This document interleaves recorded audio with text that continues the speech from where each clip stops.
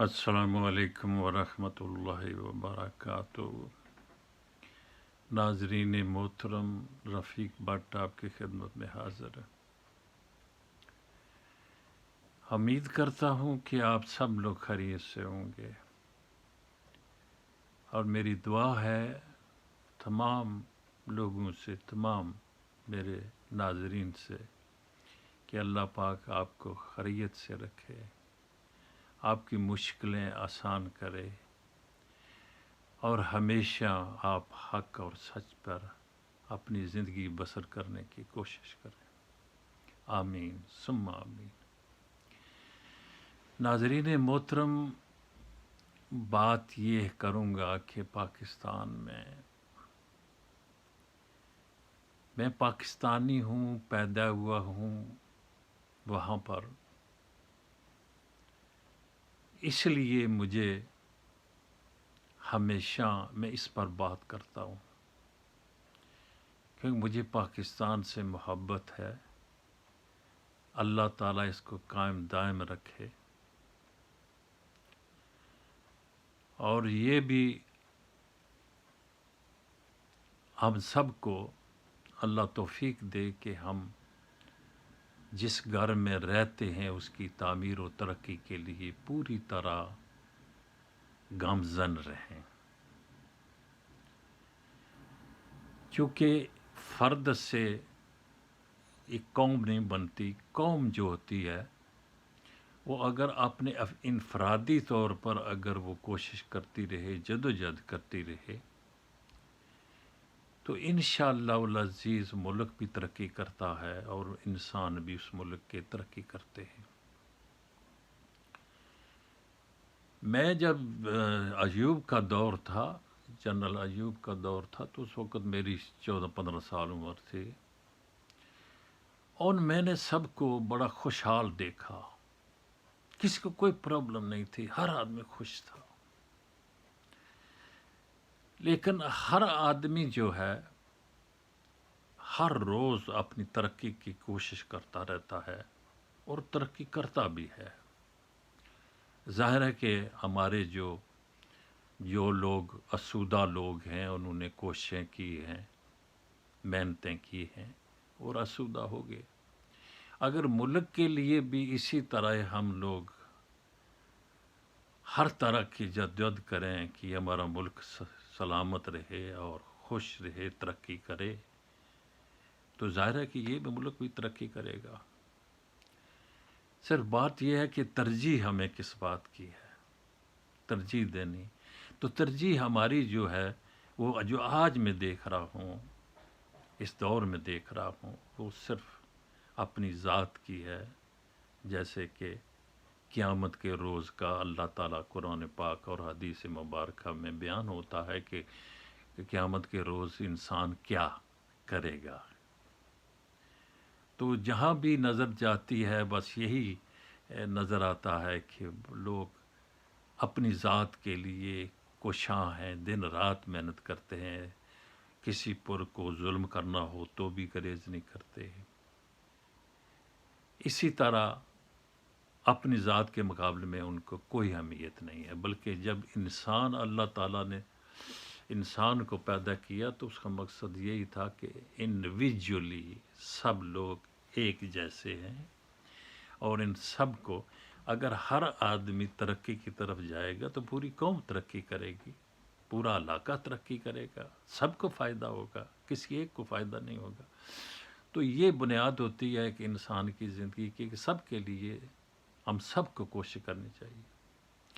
پر جو آج کل ہم دیکھ رہے ہیں کہ پاکستان کے لیے غریبوں کا نام تو اگر غریبوں کے لیے ہماری حکومتیں ہوتی تو 70-72 سال سے تک ہم تو بہت ترقی کر چکے ہوتے۔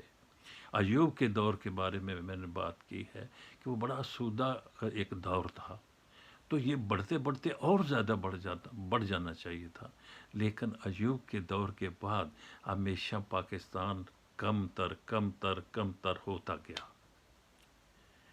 کمزور ہوتا گیا، یہاں تک کہ آج اتنا کمزور ہو چکا ہے کہ ہم بیان نہیں کر سکتے، لیکن جو ہمارے عوام ہے، جو پاکستانی ہیں، وہ عام آدمی تو بڑی تکلیف میں ہے، لیکن جو اسودہ لوگ ہیں، جو لوٹتے ہیں پاکستان کو، لوٹ لوٹ کر دنیا کے خزانے بھرے جا رہے ہیں، بینکوں کے خزانے بھرے جا رہے ہیں، لیکن انسان جو پاکستان کو کھوکھلا کیے جا رہا ہے، ہم سب جانتے ہیں، ہم سب یہ باتیں جانتے ہیں، لیکن مجھے سمجھ نہیں آتی کہ جنہوں نے ہمیں لوٹا، ہر لحاظ سے یہ سب کام کرتے کرتے آج اتنا کمزور کر دیا، اور آج بھی وہ پی ڈی ایم کی تحریک میں بن کر اور زیادہ کمزور کر رہے ہیں۔ کیا ہمیں صبر نہیں ہے؟ کیا ہم انتظار نہیں کر سکتے؟ جہاں ہم نے 70 سال تک ہمیں لوٹنے والے لوٹتے رہے، تو آج اگر ہمیں ایک اچھا انسان ملا ہے، سب جانتے ہیں اس کے ان اچھا انسان ہونے میں کوئی کسی کو کوئی اعتراض نہیں ہے، تو جب ہمیں ایک اچھا انسان مل گیا ہے تو پھر ہمیں اس پر اطمینان کرنا چاہیے۔ وہ کوشش کر رہا ہے، کوشش لگا ہوا ہے، وہ اپنا ایماندار آدمی ہے، وہ کوشش لگ رہا ہے، لیکن ایک وقت لگتا ہے جب کہ 70 72 سال کی عمر سے یہ ملک اتنا کمزور ہوا ہے، اسی طرح اس کو ایک طاقتور بننے کے لیے ایک بہت وقت چاہیے ہوتا ہے۔ ہر چیز وقت کے ساتھ ہوتی ہے، وقت کے بغیر نہیں ہوتی۔ تو ان اللہ مع الصابرین، اللہ تعالیٰ بھی فرماتے ہیں کہ میں صبر کرنے والوں کے ساتھ ہوتا ہوں۔ تو گویا کہ آپ جانتے ہیں کہ ایک چیز جو ہے، کوئی دنیا کی نیچر ایسی نہیں ہے کہ جس سے کہ ایک دم اس کو وہ جوان ہو جائے۔ ایک وقت لگتا ہے، وقت کے ساتھ ترقی ہوتی ہے، وقت کے ساتھ نقصانات ہوتے ہیں۔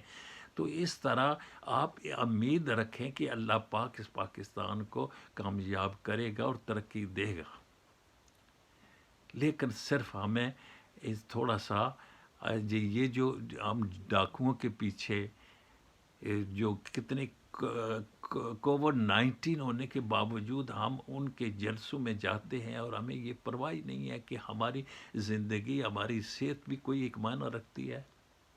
یہ تو جان بوجھ کر کے خودکشی ہوتی ہے، خودکشی۔ یہاں تک کہ ہمیں یہ چاہیے کہ ان چیزوں پر پرہیز کرنا چاہیے اور اللہ پر بھروسہ کرنا چاہیے۔ انشاءاللہ آج کل تو کچھ قیمتیں کم ہو رہی ہیں اور کچھ ہو گئی ہیں، اور ویسے بھی پوری دنیا میں کہ یہ قیمتیں جو ہیں وہ بڑی ہوئی ہیں، زیادہ قیمتیں ہیں ہر لحاظ سے۔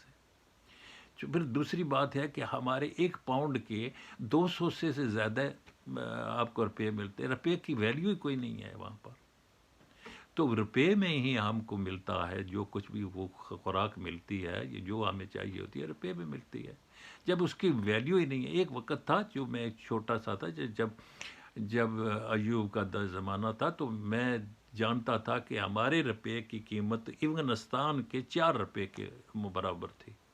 ہمارا 1 روپیہ تھا اور افغانستان کے 4 روپیے ہوتے تھے۔